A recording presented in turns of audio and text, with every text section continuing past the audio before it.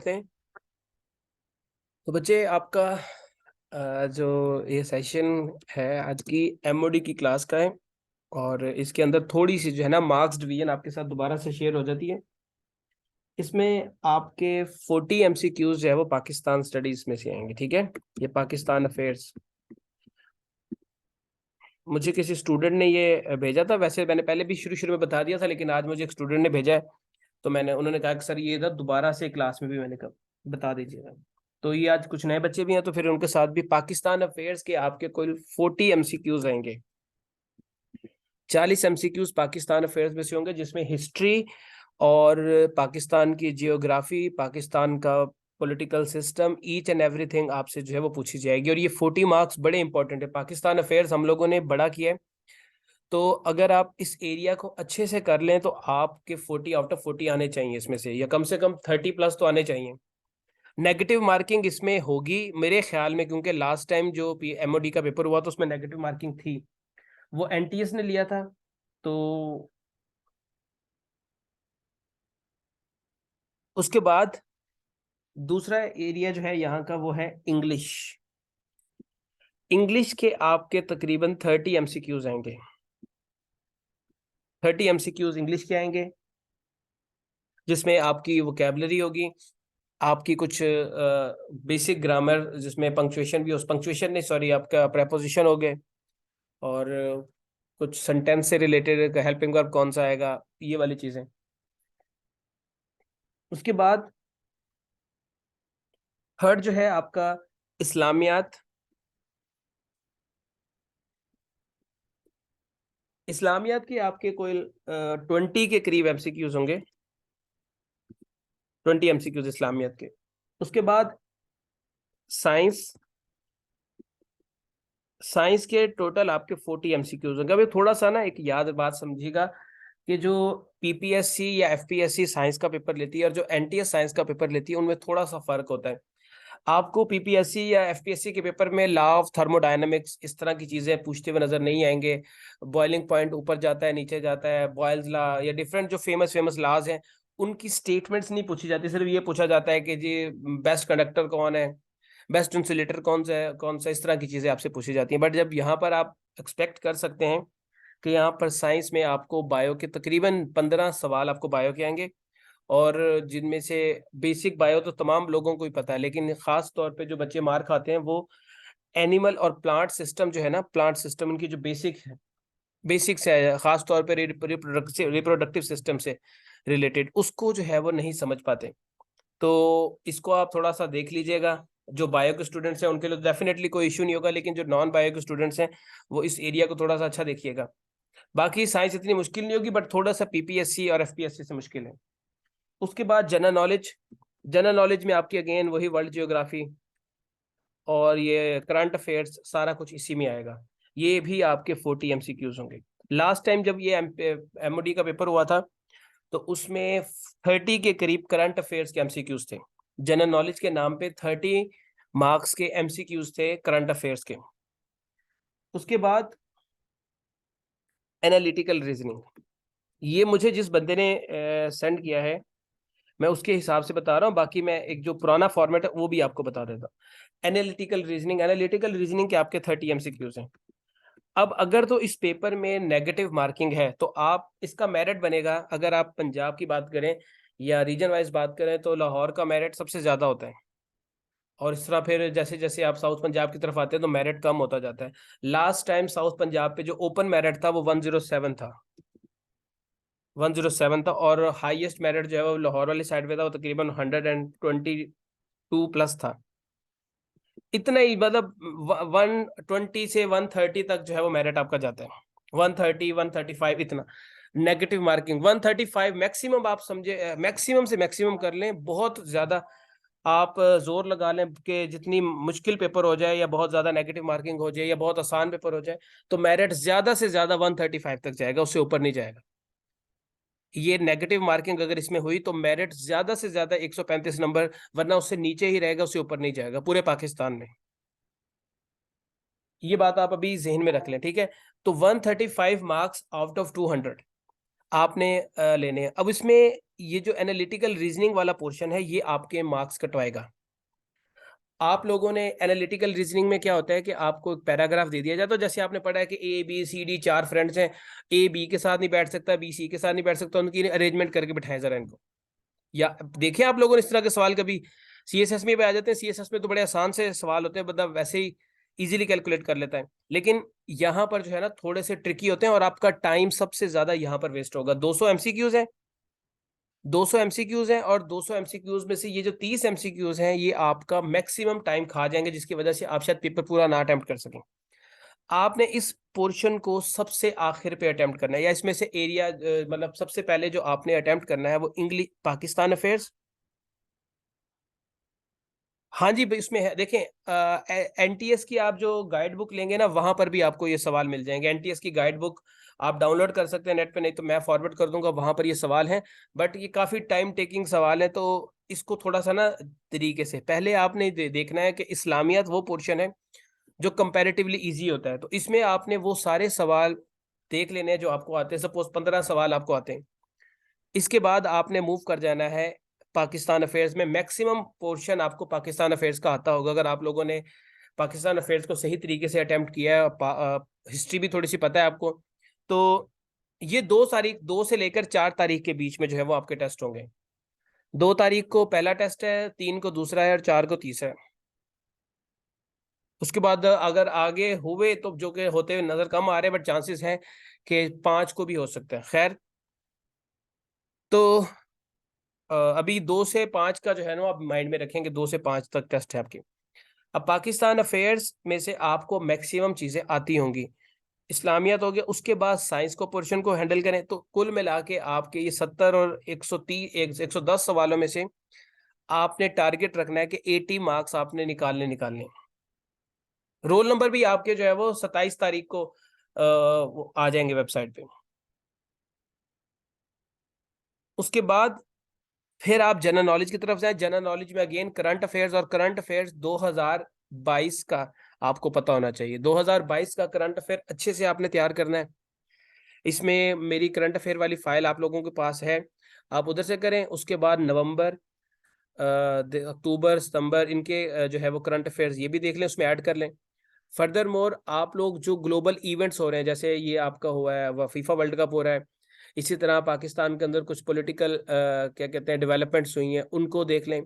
इसी तरह एफएटीएफ हो गया, और ये जो यूक्रेन रशिया वॉर हो गई, ओपेक और सऊदी अरब और अमेरिका के बीच में थोड़ी सी टसल चल रही है, ये साउथ चाइना सी इशू, मतलब जो मेजर मेजर कॉन्फ्लिक्ट है ना 15-20, उनको निकाल के उनके बारे में भी अलग से पढ़ लीजिएगा। उसके बाद पाकिस्तान आर्मी की जो मिलिट्री ड्रिल्स हैं, पाकिस्तान आर्मी ने जो नए वो क्या कहते हैं, कोई कोई हॉस्पिटल बनाया है किसी एरिया में, या कोई सड़क बन रही है पाकिस्तान में बड़ी फेमस, उसके बारे में ना जरूर आपने पढ़ना है। तो मैं कुछ सवाल आपको वो ऐड भी करके दूंगा। मैंने लास्ट टाइम भी सवाल तकरीबन 100 के करीब, 200-300 के करीब सवाल मैंने भेजे हुए हैं, तो आई होप आप लोगों ने पढ़ भी लिए होंगे वो सवाल। जी जी। अब जो मेरे माइंड में जो है ना पैटर्न, उसमें ये चीज तो कंफर्म है, ये तो आपकी आएगी आएगी, लेकिन इसमें क्वेश्चंस की रेशियो जो है ना थोड़ी सी कम हो जाएगी, क्योंकि लास्ट टाइम जो सवाल आया था ना, जो पेपर पैटर्न आया था, उसमें साइकोलॉजी भी ऐड थी, उसमें सोशियोलॉजी भी ऐड थी, उसमें आईआर के भी कुछ सवाल थे, ठीक है, और उसमें आई थिंक एथिक्स के भी कुछ सवाल जो है ना ऐड किए हुए थे। अब आपने करना ये कि ये तो आपको किसी भी बुक में नहीं मिलने वाले। हाँ, उसमें भी सेम यही पैटर्न। अब देखिए उसमें तो आपको ये सवाल नहीं मिलने वाले साइकोलॉजी के, सोशियोलॉजी के, तो इसको कहाँ से करें, इसको आप जो है ना सिंपल सीएसएस के जो पास्ट पेपर्स हैं, एक यूएस हिस्ट्री भी ऐड कर लें। सीएसएस के जो पास्ट पेपर्स हैं, उनके जो एमसीक्यूज है वो मैं आप लोगों के साथ लिंक शेयर कर दूंगा, या फिर उनको क्लास में, बल्कि लिंक शेयर करने से बेहतर है मैं उनके क्वेश्चंस बना के आपको सेंड कर दूंगा, फिर उन्हीं क्वेश्चंस को आप तैयार कर लें, ताकि बार बार आपको एमसीक्यूज ना पढ़ने पड़े। तो तकरीबन को 40-45 बनेंगे हर सब्जेक्ट के, तो उससे ये होगा कि आपका ये वाला एरिया कवर हो जाएगा। अदरवाइज बाकी आपकी फिर ऑन द स्पॉट जो आपकी अंडरस्टैंडिंग है, उससे आपको आइडिया हो जाएगा कि आप कर सकते हैं या नहीं कर सकते। तो इनके ऊपर अभी इतना ज्यादा से ज्यादा इनके 10 से 20 सवाल होंगे, 10 से 20 सवाल होंगे, ठीक है। और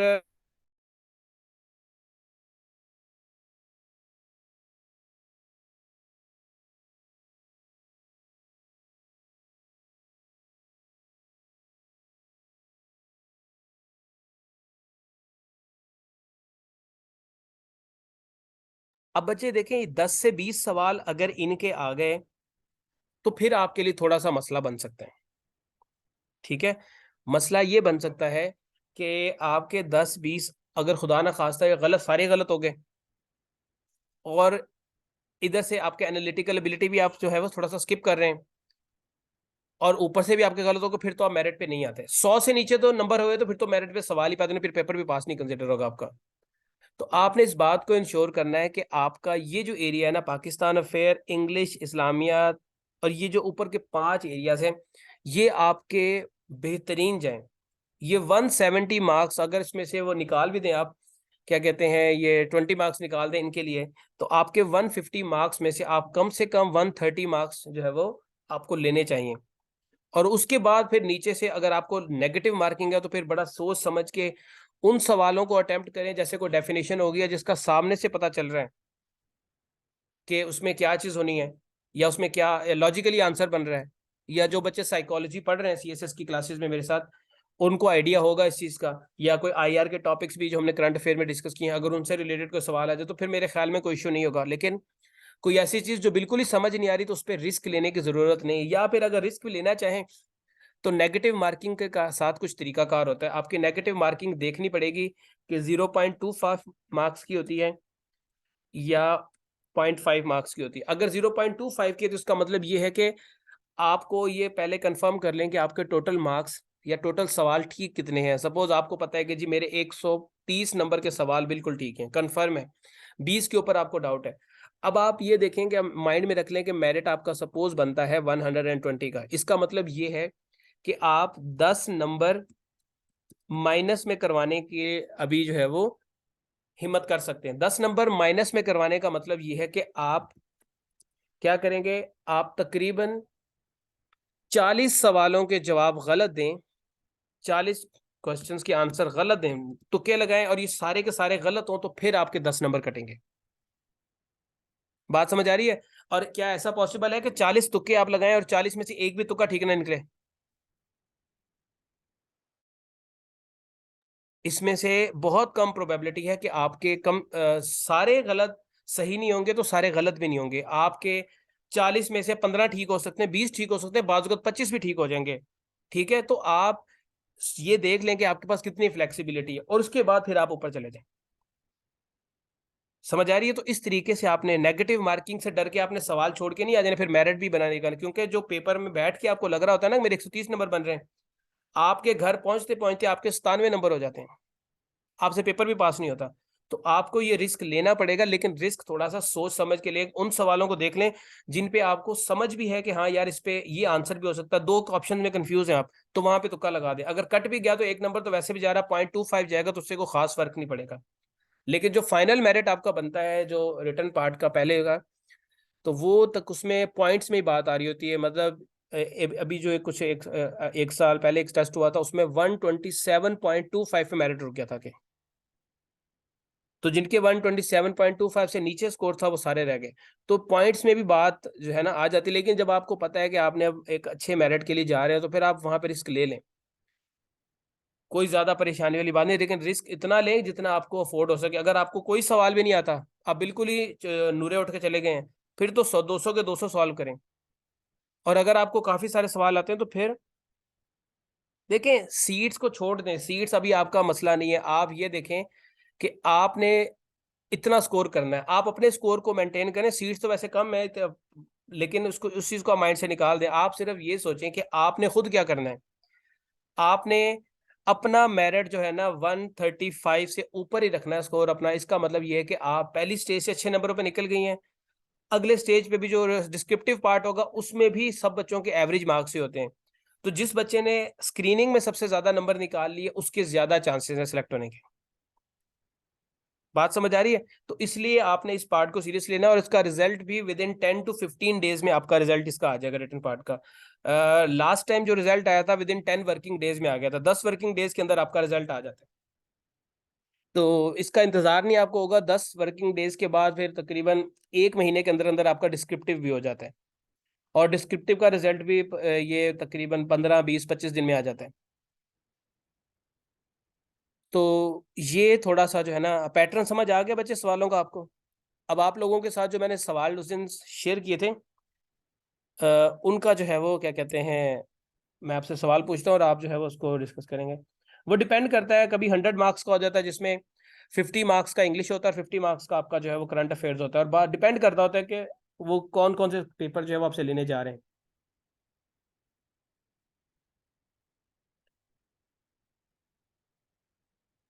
अब बच्चे आपसे सवाल आ रहे हैं जी। पहला सवाल, पंजाब का एरिया कितना है, पाकिस्तानी पंजाब का एरिया?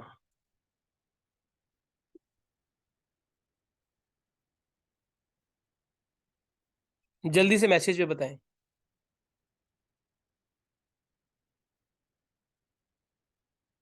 5344 स्क्वायर किलोमीटर, ये पंजाब का जो है एरिया है। और एरिया वाइज नंबर कौन सा है पंजाब का?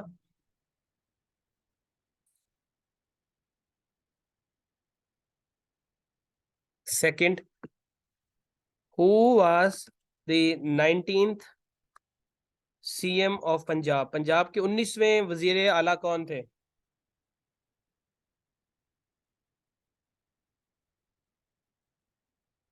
चौधरी परवेज इलाही। अभी करंटली 19वें वजीर आला ही उनको कंसिडर किया जाता है, ठीक है। अब चौधरी परवेज इलाही डिप्टी प्राइम मिनिस्टर भी रह चुके हैं। कौन से साल में डिप्टी प्राइम मिनिस्टर थे ये? 2012 से 2013 तक ये डिप्टी प्राइम मिनिस्टर रहे थे, और ये वाहिद डिप्टी प्राइम मिनिस्टर हैं। How many districts are in Punjab? Punjab में डिस्ट्रिक्ट्स कौन कौन सी हैं?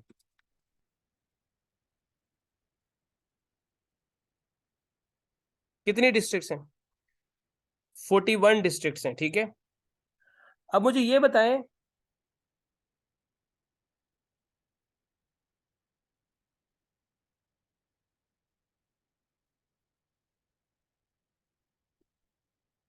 कोट अडू को कोट अदू को किस सिटी से जो है वो अलहदा करके डिस्ट्रिक्ट बनाया गया है? कोट अदू को किस सिटी से अलहदा किया गया था और उसको अलग डिस्ट्रिक्ट बना दिया गया है? नहीं, डीजी खान नहीं। नहीं, लिया भी नहीं।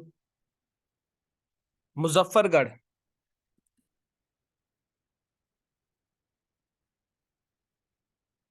मुजफ्फरगढ़ से अलहदा किया गया है, ठीक है। तौसा को किस सिटी, किस डिस्ट्रिक्ट से अलहदा करके बनाया गया है, डिस्ट्रिक्ट बनाया गया है? डीजी खान से, ठीक है। तौसा को डीजी खान से किया गया। तलागंग को किससे अलहदा किया गया? चकवाल से अलहदा किया गया है। मरी को किससे अलहदा किया गया?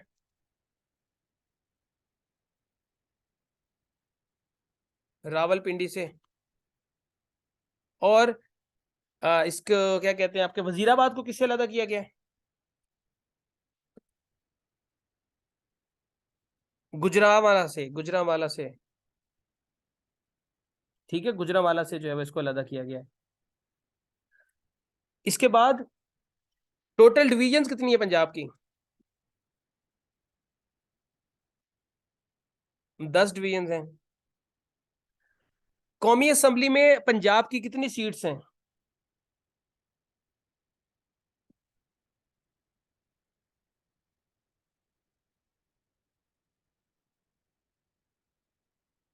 कौमी असेंबली में कितनी सीट्स है पंजाब की? 183, 183 सीट्स हैं पंजाब की, 183 सीट्स हैं। प्रोविंशियल असेंबली में कितनी सीट्स हैं?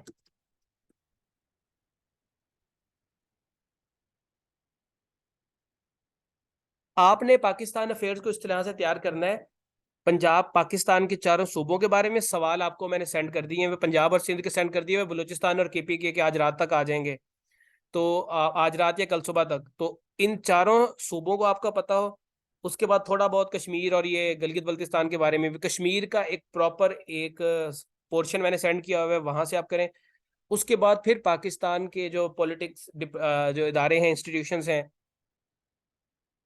सिंध भी मैं कर देता हूँ, सिंध भी मैं कर देता हूँ। मैंने सिंध भी का, कश्मीर मिल गया आप लोगों को?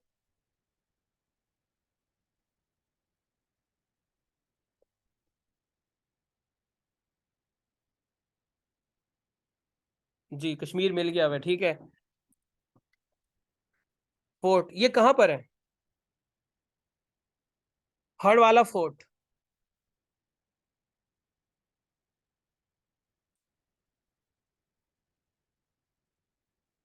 रावलपिंडी में है।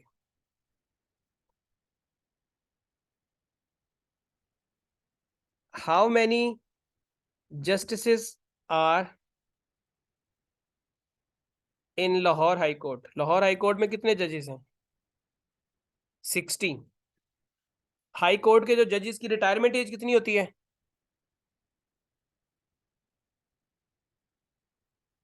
62 ईयर्स। 62 ईयर्स। सुप्रीम कोर्ट के जज की 65 ईयर्स होती है। Who is chief justice Lahore high court? Lahore high court के चीफ जस्टिस का नाम क्या है? लाहौर हाई कोर्ट के चीफ जस्टिस का नाम है मोहम्मद अमीर भट्टी। ठीक है, अमीर भट्टी जो है वो वहां के मिनिस्टर है। अच्छा, पंजाब असेंबली के अंदर जो चीफ मिनिस्टर का इलेक्शन होता है, पाकिस्तान के आइन के हिसाब से कौन सा आर्टिकल उसके बारे में गाइडलाइंस प्रोवाइड करता है? नहीं, आर्टिकल 30 नहीं। ये जब वजीर आला के इलेक्शन हुए तो उसमें बहुत बार टीवी पे बार बार तकरीबन बोला गया था ये। आर्टिकल 130। आर्टिकल 130 जो है वो डील करता है चीफ मिनिस्टर ऑफ पंजाब के इलेक्शंस को। अच्छा, चीफ मिनिस्टर ऑफ पंजाब के इलेक्शंस के लिए आपको कितनी मेजोरिटी चाहिए? टोटल सीट 371 है पंजाब असेंबली में, तो मेजोरिटी दिखाने के लिए किसी को कितने वोट चाहिए होते हैं? 186 वोट्स आपको चाहिए अगर आप पंजाब असेंबली के अंदर वजीर आला मुंतखब होने चाहते हैं तो। उसके बाद सिख एम्पायर के टाइम पे या उसके बाद भी यूनाइटेड इंडिया, यूनाइटेड पंजाब जो था, इसका दारुल खिलाफा कौन सा शहर था? लाहौर। लाहौर से पहले पंजाब का दारुल हुकूमत कौन सा था? लाहौर से पहले सिखों की वहां पर भी हुकूमत थी। कराची में सिख क्या करने चले गए थे?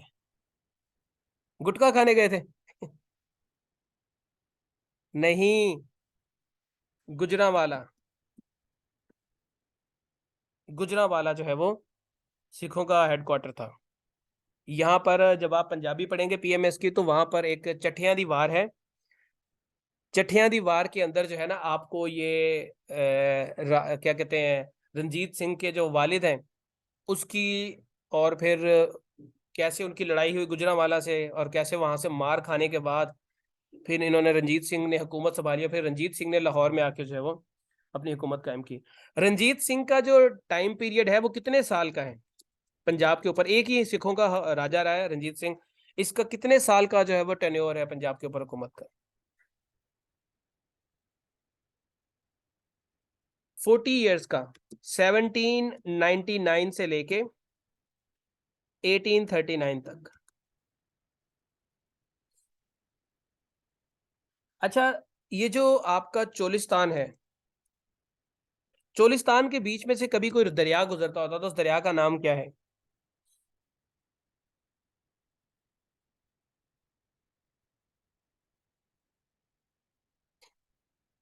हाकड़ा रिवर। हाकड़ा रिवर जो है वो यहां से गुजरता होता था चोलिस्तान से। उसके बाद अ, दीनगढ़, दीनगढ़ फॉरेस्ट, ये भी मैन मेड फॉरेस्ट है, ये कहाँ पर है? दीनगढ़ फॉरेस्ट।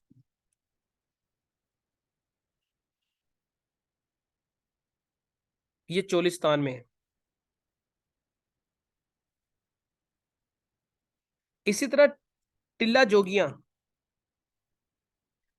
टिल्ला जोगियां ये कौन से डिस्ट्रिक्ट में आपको मिलता है?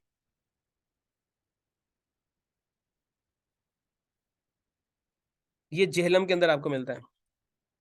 और जेहलम का पुराना नाम क्या है? हेडस्पस। ठीक है, ये इसका पुराना नाम है। किस साल में जो है वो अलेक्जेंडर द ग्रेट हिंदुस्तान पे हमलावर हुआ और उसने राजा पोरस से लड़ाई की थी? कौन से साल में आया था?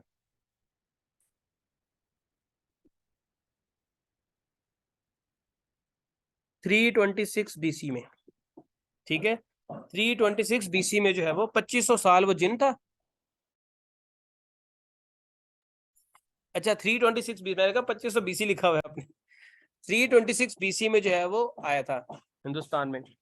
उसके बाद बच्चे आपका आ जाता है ये जो कटास राज टेम्पल है, ये किस हिंदू लॉर्ड का टेम्पल है? चकवाल के अंदर है कटास राज टेम्पल, किस हिंदू लॉर्ड का है? ये शिव मंदिर, शिव का मंदिर है। उसके बाद रवात, रवात फोर्ट, रवात का किला, ये कहां पर है?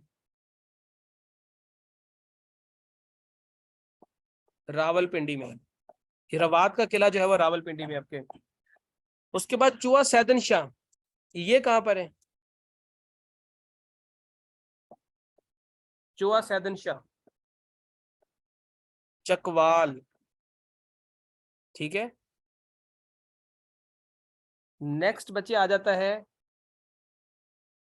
छिंजी नेशनल पार्क, ये कहां पर है? बड़ा फेमस है छिंजी नेशनल पार्क।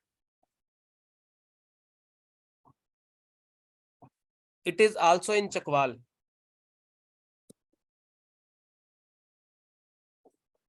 उसके बाद सबसे ज्यादा प्रॉस्पेरस डिस्ट्रिक्ट कौन सी है पंजाब की?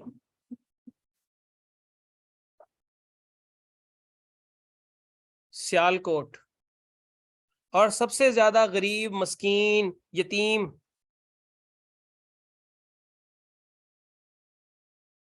नहीं, राजनपुर।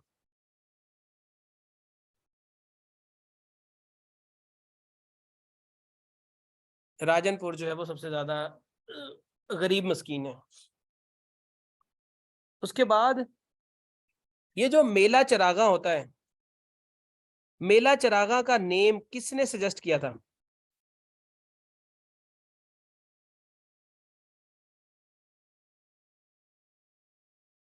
रंजीत सिंह ने। रंजीत सिंह ने जो है वो ये नाम सजेस्ट किया था, और माधोलाल हुसैन का जो है वो ये होता है। अच्छा, माधोलाल हुसैन का जो ये उर्स होता है कहाँ पर होता है, कौन से शहर के अंदर होता है?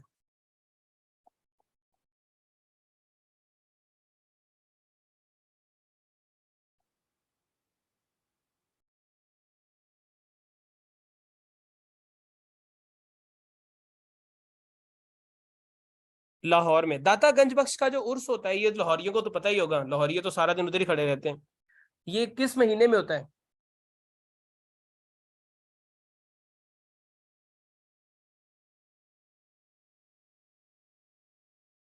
ये सफर में होता है, सफर के महीने में होता है, 19 सफर को होता है। नहीं नहीं, सफर के महीने में होता है। उसके बाद रबी क्रॉप की कटाई के वक्त जब उसकी हार्वेस्टिंग होती है, तो कौन सा पंजाबी इवेंट जो है वो मनाया जाता है, या कौन सा पंजाबी फेस्टिवल मनाया जाता है रबी की फसल की कटाई के मौके पे? बैसाखी। बैसाखी का जो है वो मेला मनाया जाता है। उसके बाद पंजाब कल्चरल डे कब मनाया जाता है?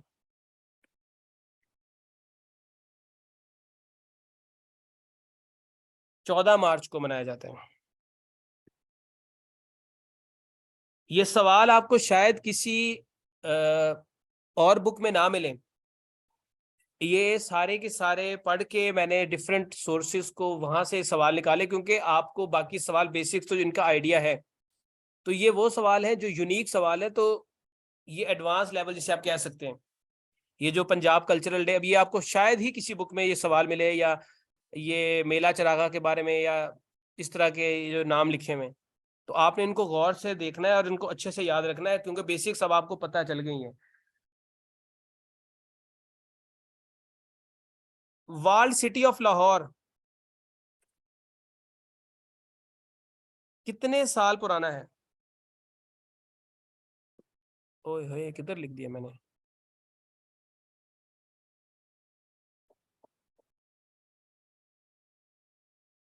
तकरीबन ये आपका 1000।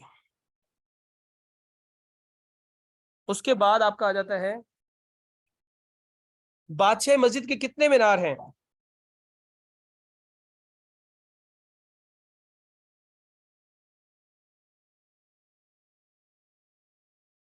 बादशाही मौज के कितने मीनार हैं? 8 मीनार हैं। ठीक है, और इसके डोम्स कितने हैं? डोम्स कितने हैं? 3 इसके जो है वो डोम्स हैं। बादशाह मस्जिद में कितने लोगों की नमाज पढ़ने की कैपेसिटी है?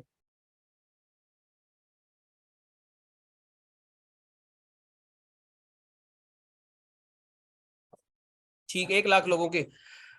जो रंजीत सिंह था, इसकी एक आंख खराब थी, किस वजह से किस बीमारी की वजह से उसकी एक आंख खराब हो गई थी? और लेफ्ट आई उसकी खराब थी। उसे स्मॉल पॉक्स जो है वो हुए थे, उसकी वजह से जो है वो उसको ये बीमारी हो गई थी, फिजिकल डिसेबिलिटी थी उसके अंदर। मस्जिद वजीर खान, ये कहां पर आपको मिलती है? लाहौर के अंदर मिलती है आपको, ठीक है।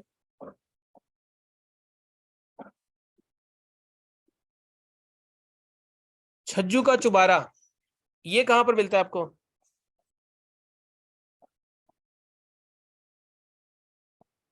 ये भी लाहौर में आपको मिलता है, ठीक है। उसके बाद जहांगीर का मकबरा आपको कहां पर मिलता है? वैसे ये है शाहदरा में, और शाहदरा जो है वो लाहौर के अंदर काउंट नहीं होता, लेकिन आप इसको लाहौर ही लिखेंगे। शाहदरा जो है वो शेखुपुरा के अंदर फॉल करता है, और लाहौर इसके अंदर नहीं है, लेकिन शाहदरा वाले जबरदस्ती अपने आप को लाहौरी कहलाते रहते हैं। वो लाहौरी नहीं है, वो शेखुपुरी है। तो उसके बाद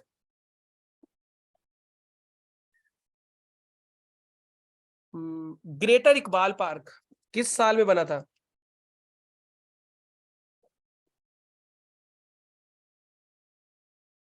ग्रेटर इकबाल पार्क 1954 में, वो तो इकबाल पार्क बना था। ग्रेटर इकबाल पार्क 2016 में बना था। 2016 में जो है वो ग्रेटर इकबाल पार्क बना था। पहले वो इकबाल पार्क था, ग्रेटर इकबाल पार्क जब उसको एक्सपेंड किया गया और वो बीच में से रोड शोड खत्म कर दी, और जो इकबाल पार्क था वो 1968 में जो है वो खत्म किया गया, बनाया गया था। दुख चैन गार्डन्स, ये कहां पर है? दुख चैन गार्डन्स, ये लाहौर के अंदर है। देखिए किसी ने दुख चैन गार्डन्स?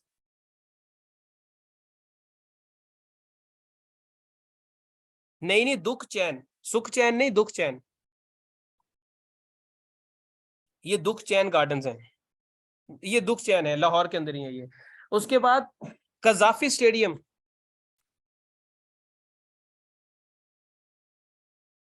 कजाफी स्टेडियम जो है वो कब बना था?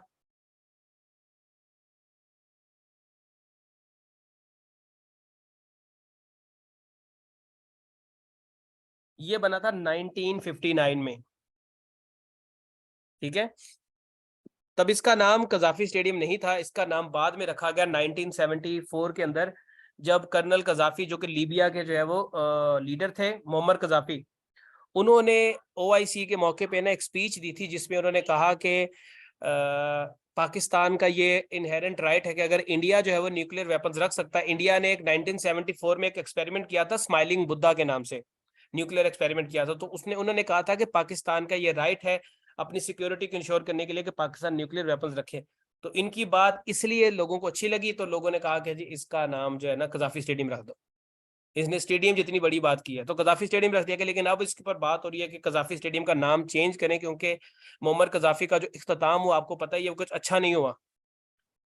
तो उसकी वजह से वो कहते हैं कि इस स्टेडियम का जो है ना एक नाम कजाफी के साथ जोड़ना थोड़ा सा जो है ना इमेज खराब जाता है मुल्क का। जैसे आप हिटलर हिटलर स्टेडियम रख दें लाहौर का नाम, तो वो अच्छा इमेज नहीं जाएगा। तो वो इसका नाम अब चेंज करने का सोच रहे हैं कि इसका नाम चेंज करें। भूरबन जहां मियाँ साहब जाते हैं, ये भूरबन का हिल स्टेशन किस सिटी में है?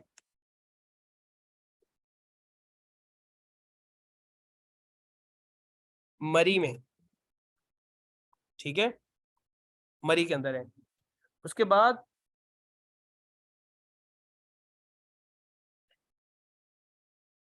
के बाद आपका हिरन मीनार कहाँ पर है?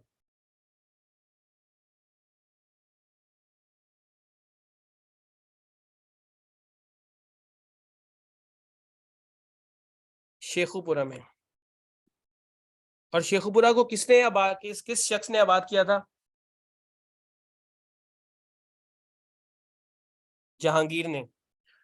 Old name of Sheikhupura, Sheikhupura का ओल्ड नेम क्या है? इसका पुराना नाम है विरकगढ़।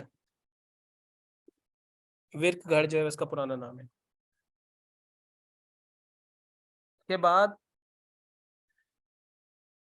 जो जहांगीर ने जिस अपने एंटेलोप के नाम पे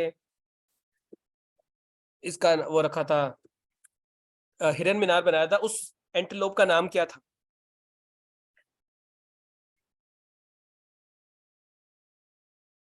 मंसराज।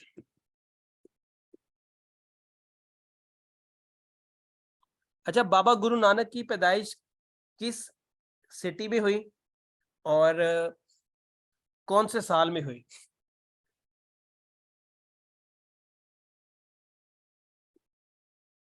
ननकाना साहब में हुई, 1469 में हुई। ठीक है,